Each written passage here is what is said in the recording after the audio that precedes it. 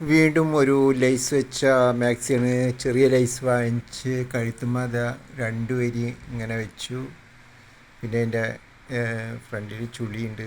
ആ ചുളിയുടെ അവിടെ ഇങ്ങനെ ഒരെണ്ണം വെച്ച് പിന്നെ ഒരു പ്രത്യേക സ്റ്റൈലിൽ ഒരു റികാളിൻ്റെ അവിടെ നിന്ന് കൈക്കുഴിയുടെ അവിടെ നിന്ന് ഇങ്ങനെ 2 വരി വെച്ചു.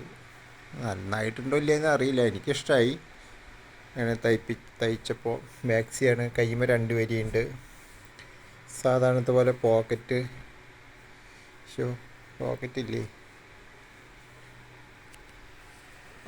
പോക്കറ്റ് വെക്കാൻ മറന്നു തോന്നുന്നു. യെസ്,